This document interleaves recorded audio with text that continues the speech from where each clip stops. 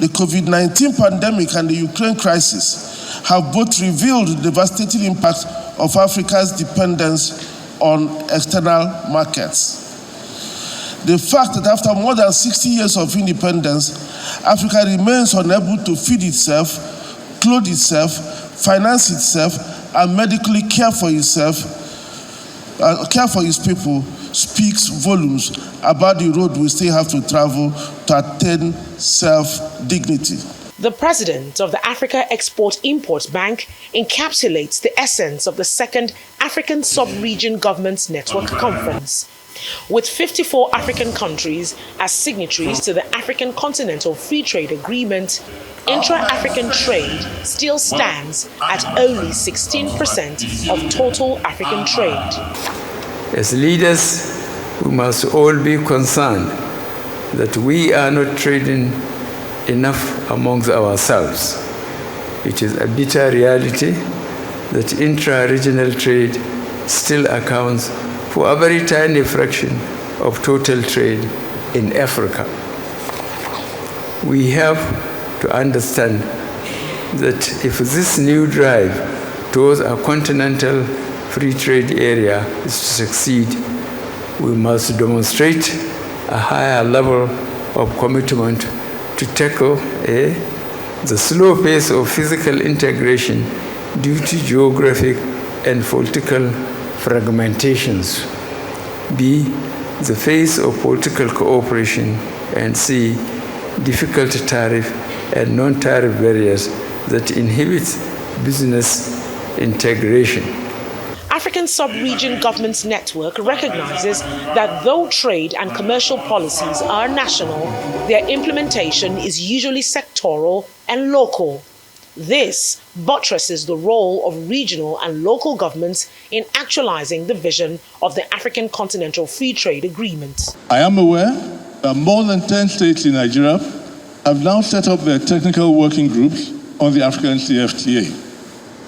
Our charge to the states is to build an ecosystem around specific products and or service value chains to achieve a minimum of $1.2 billion of exports by the year 2035. The success of the African Sub-Sovereign Network as a formidable network will greatly depend on the ability of its members to look beyond individual interest in favor of the collective interest that would advance continental excellence. It will also depend on the strength of the commitment of our strategic partner, the African Export-Import Bank, as well as other partners who are genuinely focused on the Continental Free Trade Area Agreement. The AFCTA provides the continent an opportunity to deepen intra-Africa trade by promoting a liberalized market that supports the free flow of capital, goods, and services. And the Afrexim Bank restates its commitment to support the opportunities the agreement offers. We've disbursed over $20 billion in the past 5 years to support intra-African trade. And we plan to do $40 billion in the next 5 years. We have supported the AFCTA Secretariat through funding, providing them grants to make sure they operate effectively. We launched a collaboration with the AFCTA Secretariat and AU Commission, the Pan-African Payment and Settlement System, to support payment for intra-African trade in African currencies. That system is now operating.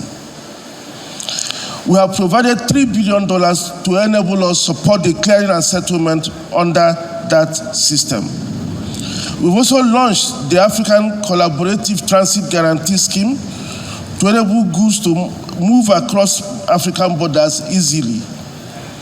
Working with our partner, Arise Integrated Industrial Parks, we are building industrial parks and special economic zones across Africa, with projects completed or ongoing in Togo, Benin, Nigeria, Cote d'Ivoire, Democratic Republic of the Congo, Rwanda, Malawi, Chad. And we will continue to do so until we begin to export manufactured goods in a considerable quantity.